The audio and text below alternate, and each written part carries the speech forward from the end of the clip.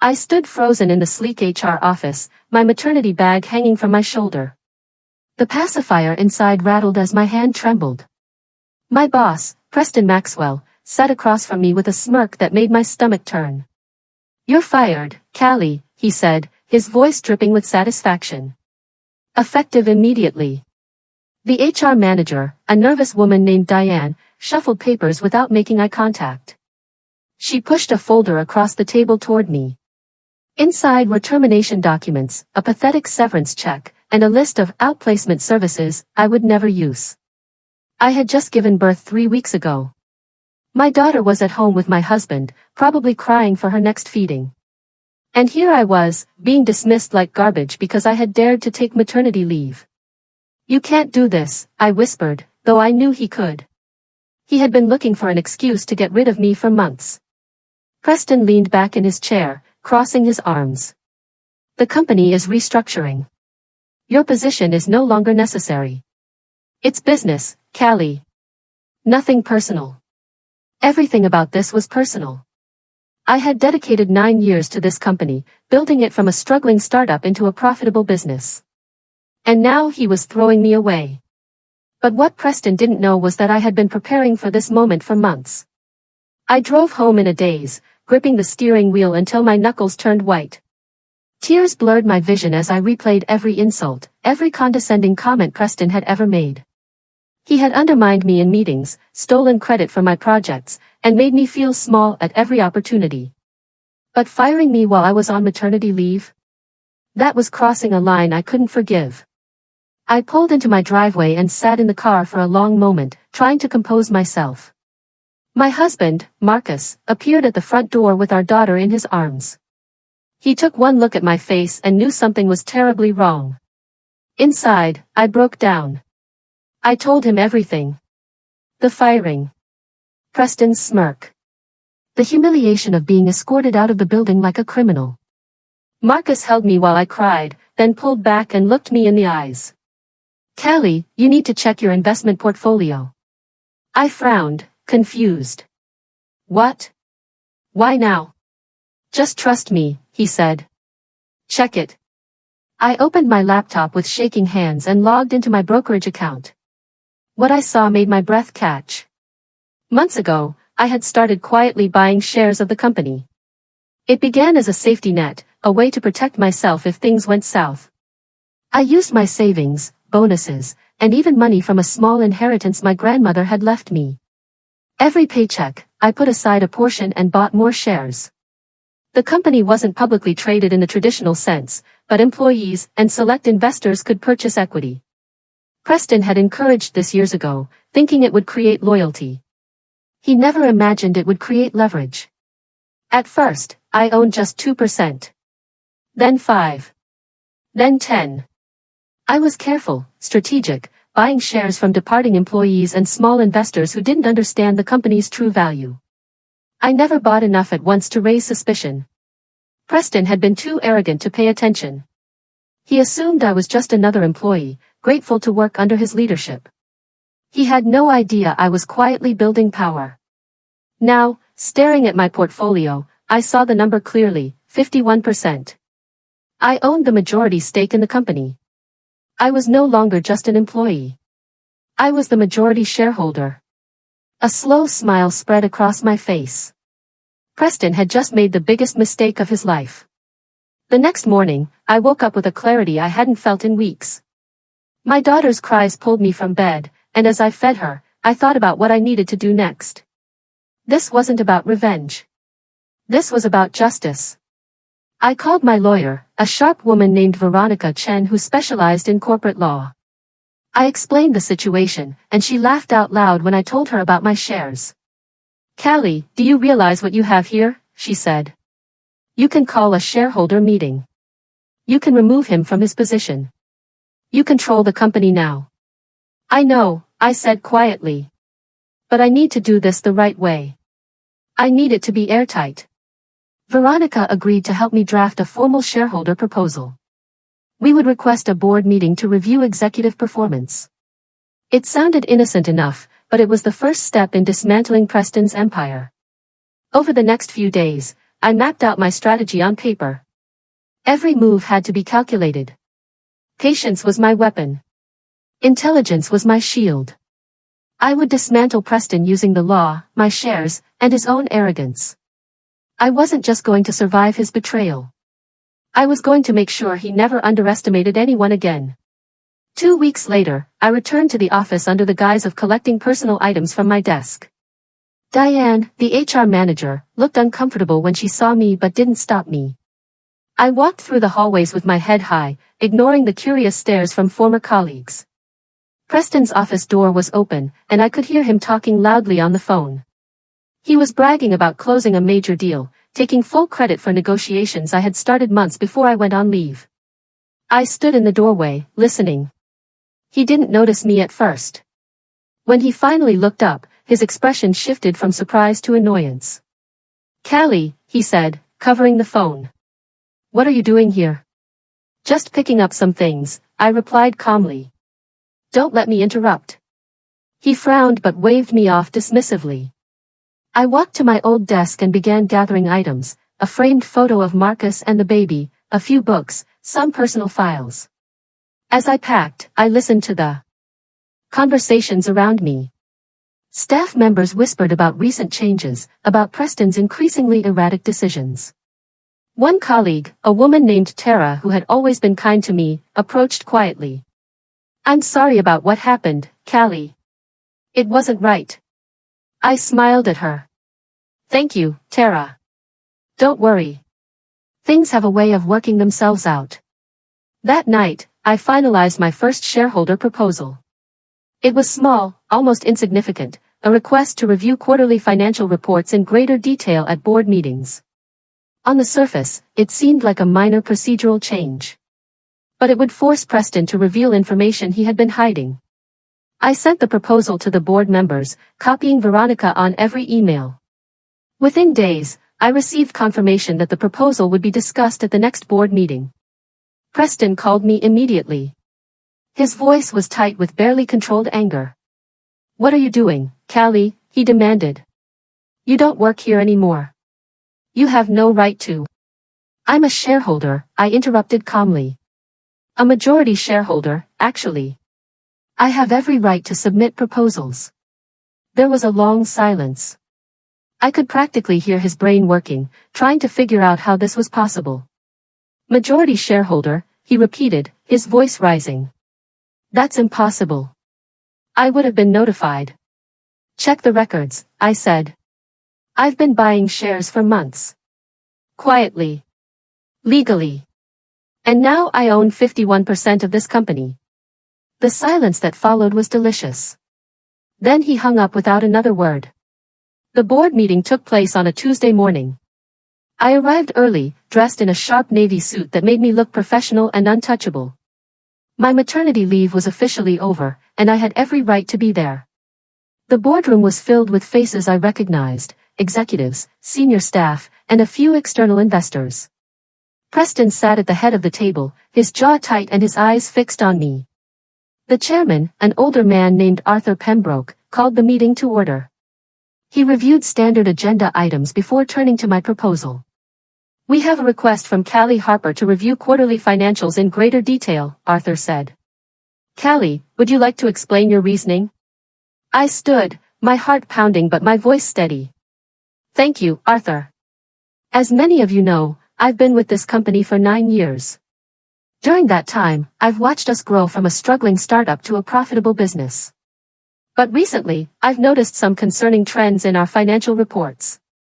Preston's face darkened. "Callie, you're no longer employed here. You don't have access to." "I'm the majority shareholder," I said calmly. "Which means I have access to everything." The room went silent. Several board members exchanged glances. Arthur cleared his throat. "Is this true, Preston?" Preston's mouth opened and closed like a fish out of water. I wasn't aware." "Check the records," I repeated. Arthur called for a recess while staff verified my claim. I sat quietly, sipping water, while Preston paced outside the boardroom like a caged animal. Tara caught my eye and gave me a small, encouraging nod. 20 minutes later, Arthur returned with a stunned expression. Callie is correct. She owns 51% of company shares. The room erupted in whispers. Preston looked like he had been slapped. I remained calm, my hands folded on the table. Arthur continued, as majority shareholder, Callie has the right to submit proposals and vote on major decisions. Preston, I'm going to ask you to explain some of the financial discrepancies she's raised. Preston fumbled through an explanation, but it was clear he hadn't expected to be questioned. His usual confidence had evaporated. I watched as he stumbled over numbers, contradicted himself, and grew increasingly defensive. When he finished, I spoke again. I'm not here to cause problems. I'm here to ensure this company continues to thrive. But I do believe we need greater transparency and accountability at the executive level. The board members nodded in agreement. My proposal passed unanimously. As we left the meeting, Preston cornered me in the hallway. His face was red with rage. What are you trying to do, Callie? I met his eyes without flinching. I'm protecting what I helped build. Nothing more. Over the next few weeks, I began attending more meetings, quietly influencing decisions from behind the scenes. I didn't make dramatic announcements or demand immediate changes. Instead, I built alliances. I reached out to staff members who had been overlooked or mistreated by Preston. Tara became a valuable ally, as did several others who had grown tired of his leadership style. I listened to their concerns, validated their experiences, and showed them that change was possible. Preston grew increasingly paranoid. He could feel his control slipping but couldn't pinpoint exactly how or why. He tried to undermine me in meetings, but his attempts fell flat. Board members had started questioning his decisions, and staff were no longer afraid to speak up. One afternoon, I overheard him yelling at Diane in his office.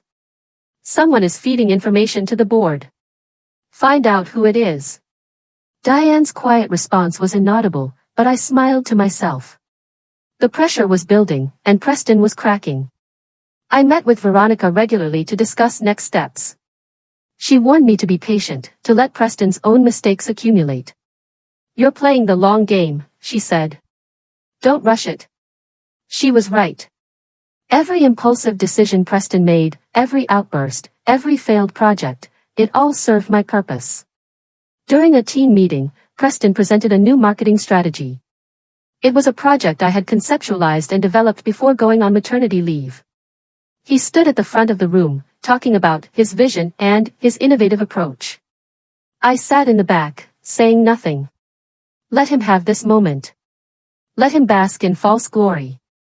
2 days later, I requested time on the board agenda to present a strategic initiative. When my turn came, I walked to the front of the room with a polished presentation that detailed the exact same marketing strategy, complete with documentation showing I had created it months earlier. The board members were impressed.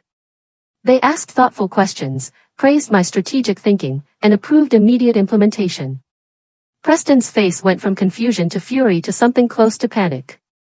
He realized, perhaps for the first time, that I wasn't just a disgruntled former employee. I was a legitimate threat. After the meeting, Arthur pulled me aside. Callie, I owe you an apology. I should have paid closer attention to what was happening here. It's not too late to make it right, I said. He nodded slowly. No, it's not. That night, I sat at home with Marcus and our daughter. She was sleeping peacefully in her bassinet beside the couch. Marcus looked at me with a mixture of pride and concern. Are you sure you want to keep pushing this? He asked gently. I support you completely, but I want to make sure you're doing this for the right reasons. I thought about his question carefully. It's not just about revenge, I said finally. It's about proving that people can't treat others like they're disposable. Preston fired me because he thought I was powerless. I need to show him, and everyone else, that actions have consequences. Marcus took my hand. Then I'm with you. Whatever you need. That conversation reminded me why I was fighting. It wasn't just about the company or my career. It was about my dignity, my self-worth, and the example I wanted to set for my daughter. I pulled out my journal and began writing. I documented everything, every meeting, every conversation, every small victory. Someday, I would look back on this and remember that I had refused to be broken. My next move was subtle but significant. I proposed a policy change regarding parental leave and employee benefits. The current policy was outdated and barely met legal requirements. My proposal would expand coverage, increase paid leave, and protect employees from retaliation. The irony wasn't lost on anyone. Preston had fired me while I was on maternity leave, and now I was using my position to ensure no one else could be treated the same way. The board approved the policy change with overwhelming support. Several members commented on how overdue it was. Preston sat silent, his face a mask of forced neutrality. After the meeting, staff members approached me with gratitude. "Thank you," one woman said, tears in her eyes. "I'm planning to start a family soon, and I was terrified of what might happen to my job." These moments reminded me that my fight was bigger than myself. I was creating real change, protecting people who couldn't protect themselves. Preston watched from his office window as staff congratulated me. He was starting to understand that his world was collapsing, one small piece at a time. Just when I thought everything was progressing smoothly, Preston made a surprising move. He hired a new HR director, a man named Kyle Brennan who had a reputation for being ruthless and loyal to whoever paid him. Kyle immediately began asking questions about me, my work history, my relationships with other employees, my shareholder status. It was clear Preston had brought him in to find something, anything, he could use against me. For the first time in weeks, doubt crept in. What if Kyle discovered something I had overlooked? What if Preston found a way to challenge my shares or discredit me publicly? I called Veronica in a panic. She listened calmly, then said, "Callie, you've done everything by the book. Your shares are legitimate. Your proposals are legal. There's nothing for Kyle to find because you haven't done anything wrong." Her words steadied me, but I remained cautious. I made sure every email was professional, every conversation documented, every decision backed by clear reasoning. A week later, Tara pulled me aside with surprising news. "Kyle asked me to spy on you," she whispered. "He wanted me to report everything you said and did." My heart sank. "What did you tell him?" She smiled. "I told him I'd think about it. Then I came straight to you." Kyle's arrival turned out to be a blessing in disguise. Within days, Tara wasn't the only one reporting back to me. Kyle had approached multiple staff members, and every single one had refused to cooperate. Some even came directly to me with information about his tactics. It turned out that Kyle's ruthless reputation had preceded him. Staff members didn't trust him, and they certainly didn't want to help Preston spy on someone they increasingly saw as their advocate. Kyle began feeding me information, whether intentionally or accidentally, I wasn't sure. He mentioned confidential emails Preston had sent, complaints about board members, even plans to restructure the company in ways that would benefit Preston personally. I documented everything, building a file of evidence that painted a damning picture of Preston's leadership. I shared select pieces with Veronica, who helped me understand how to use the information strategically. Preston had brought Kyle in to destroy me, but instead, he had handed me the ammunition I needed to finish this fight. One afternoon, I passed Kyle in the hallway. He nodded at me with what might have been respect. "You're smarter than he realizes," he said quietly before walking away. At the next board meeting, I presented a comprehensive financial analysis. I had spent weeks poring over records, identifying patterns and discrepancies. What I found was troubling. Preston had been funneling company resources into pet projects that benefited him personally. He had approved unnecessary bonuses for himself and a select group of executives. He had ignored profitable opportunities in favor of ventures that boosted his ego. I laid out the evidence clearly and professionally. I didn't accuse or attack. I simply presented facts and let the board draw their own conclusions. Arthur's face grew darker with each slide. Other board members asked pointed questions that Preston struggled to answer. His usual charm and deflection tactics weren't working anymore. These decisions have cost the company hundreds of thousands of dollars, I concluded. We need better oversight and accountability at the executive level.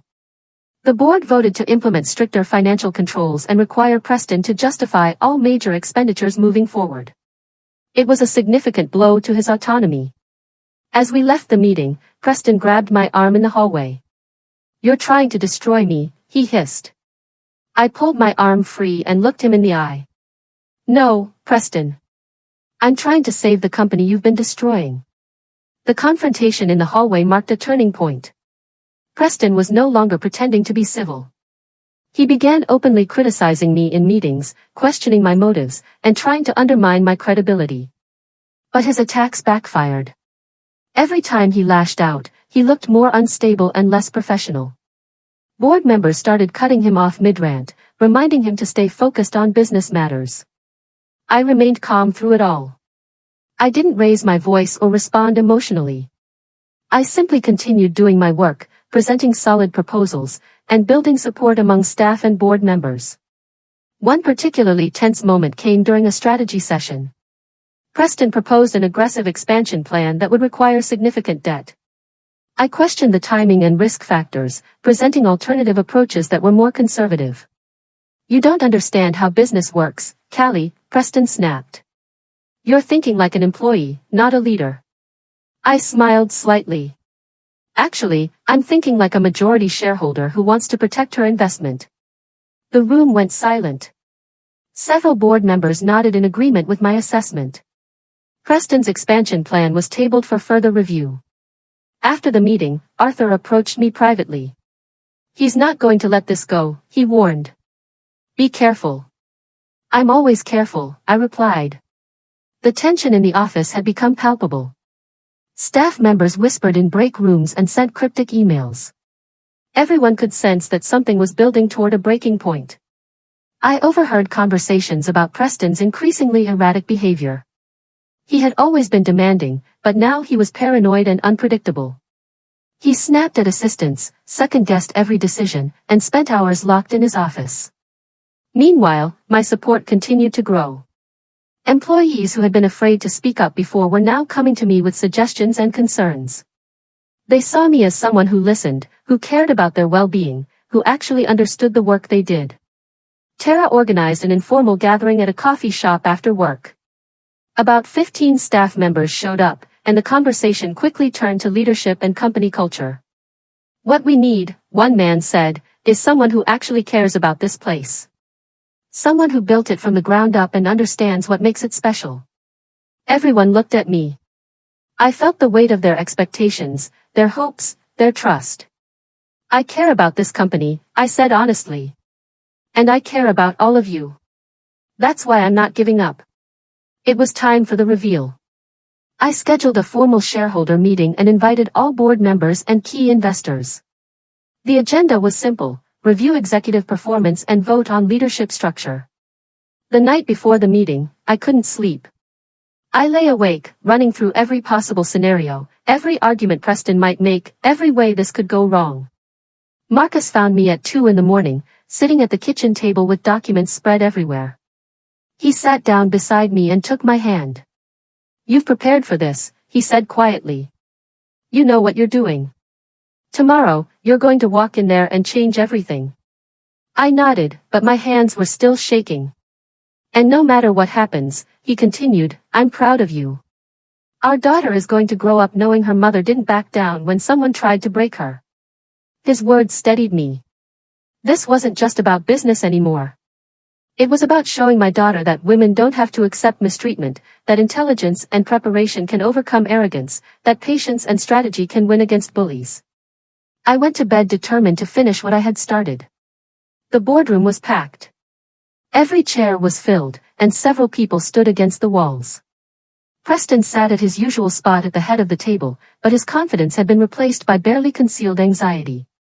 Arthur called the meeting to order and turned the floor over to me.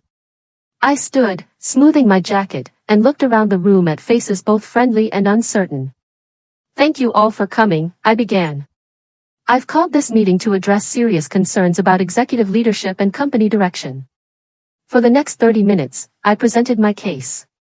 I showed financial mismanagement, documented instances of poor judgment, and highlighted the toxic culture Preston had created. I presented emails, budget reports, and testimony from employees. I spoke calmly, professionally, without emotion. Every fact was documented. Every claim was backed by evidence. There was no room for argument or interpretation. Preston tried to interrupt several times, but Arthur silenced him. "You'll have a chance to respond," he said firmly. When I finished, I placed a formal proposal on the table. "I'm requesting a vote to remove Preston Maxwell from his position as CEO and restructure executive leadership." The room erupted. Some board members looked shocked. Others looked relieved. Preston's face had gone from red to pale. Preston stood, his hands gripping the table. "This is a coup," he said, his voice shaking with rage. "Callie is trying to steal the company I built. She's manipulating all of you with lies and half-truths." I remained seated, my expression neutral. Let him rant. Let everyone see his desperation. "I dedicated years to this company," he continued. "I turned it into what it is today. And this is how I'm repaid? By being undermined by someone who couldn't hack it as an employee." Arthur held up a hand. "Preston, Callie owns 51% of this company. She has every legal right to call this vote. Legal right doesn't make it ethical." Preston shouted. "She's punishing me because I made a business decision to let her go. She's using her shares as a weapon." "You fired me while I was on maternity leave," I said quietly, speaking for the first time since Preston started. "You didn't make a business decision. You made a vindictive, illegal decision. And now you're facing the consequences." The board members exchanged glances. Several nodded. Preston had lost them, and he knew it. Arthur called for the vote. One by one, hands went up in favor of removing Preston from his position. The vote was unanimous. Preston sat frozen as Arthur officially announced the results. He had been removed as CEO effective immediately. The company would operate under temporary management while a search committee found a permanent replacement. I didn't smile or celebrate. This wasn't a moment of triumph. It was simply justice being served. Preston gathered his things in silence, his movements mechanical. As he walked toward the door, he stopped beside my chair. "You planned this from the beginning," he said, his voice hollow. "Didn't you?" I looked up at him. "No, Preston. I planned to be a good employee, a dedicated team member, and a new mother. You're the one who decided to fire me. I just made sure I had a backup plan."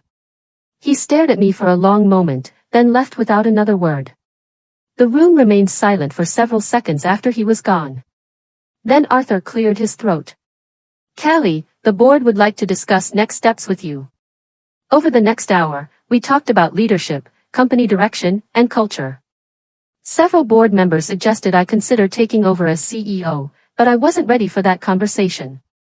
Not yet. For now, it was enough that Preston was gone and the company could finally move forward. The news spread quickly. By the next morning, everyone in the office knew what had happened. Staff members greeted me with smiles and quiet congratulations. The atmosphere felt lighter, as if a heavy weight had been lifted. Preston's assistant, a young man named Troy, approached me nervously. "I just wanted to say thank you," he said. "Working for him was difficult. I'm glad you stood up to him." I saw similar relief on faces throughout the office. People were talking openly about changes they wanted to see, improvements they had been afraid to suggest before. The local business news picked up the story. Tech startup ousts CEO in shareholder vote. The article was surprisingly sympathetic, highlighting Preston's mismanagement rather than framing the situation as personal drama. Veronica called to congratulate me. "You did it, Callie. You actually did it." "We did it," I corrected. "I couldn't have done this without you." That evening, I sat with Marcus and our daughter. She was growing so fast, becoming more alert and responsive every day. I held her close and thought about everything that had happened. "What now?" Marcus asked. "Now we rebuild," I said. "The right way." 2 weeks later, I stood in my daughter's nursery, feeding her in the quiet early morning hours. Sunlight was just beginning to filter through the curtains, painting everything in soft gold. I thought about the journey that had brought me here. The anger I had felt when Preston fired me. The determination that had driven me to fight back. the patience required to execute my plan. But more than anything, I thought about what this all meant. I hadn't just saved my career or my financial security. I had proven something fundamental to myself: I couldn't be dismissed. I couldn't be erased. I had value that no one could take away. My daughter finished eating and looked up at me with wide, trusting eyes. I realized that fighting for myself had also been fighting for her. I was showing her, even though she was too young to understand, that women don't have to accept mistreatment. That intelligence and preparation can overcome cruelty. That patience is sometimes the most powerful weapon. Preston had tried to break me at my most vulnerable moment. Instead, he had forged me into something stronger than I had ever been before. Over the following months, I worked with the board to implement real changes. We overhauled the parental leave policy, created clear paths for advancement, and established systems for reporting misconduct without fear of retaliation. I promoted Tara to a senior management position. She had proven herself loyal and capable, and she deserved recognition.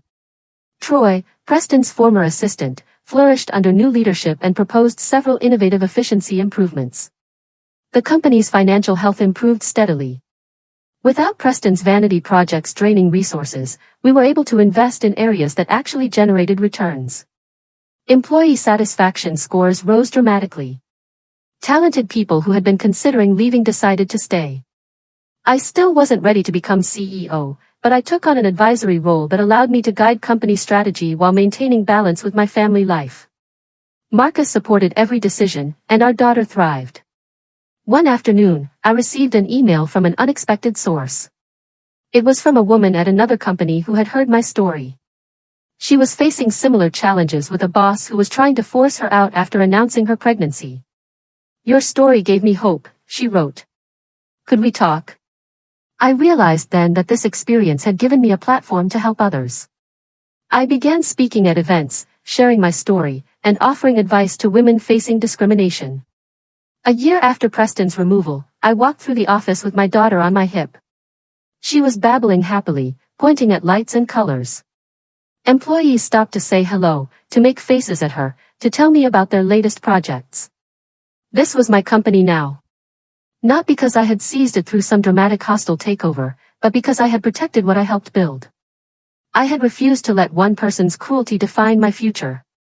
I passed Preston's old office, now occupied by the new CEO we had hired, a brilliant woman with 20 years of experience and a reputation for ethical leadership. She waved at me through the glass, and I waved back. Later that day, I stood at my office window, looking out at the city. My daughter was asleep in her carrier on my chest, her tiny hand clutching my shirt. I thought about Preston, wherever he was now, and felt no anger. Only satisfaction. He had thought firing me would end my story. Instead, it had been the beginning of something bigger. I had fought for my worth, and I had won. Not just the position or the shares or the respect. I had won myself back. And as I stood there, feeling my daughter's steady breathing against my chest, I knew this was what real power looked like. Not the ability to crush others, but the strength to protect yourself and lift others up. I wasn't just surviving anymore. I was thriving. And I was unstoppable.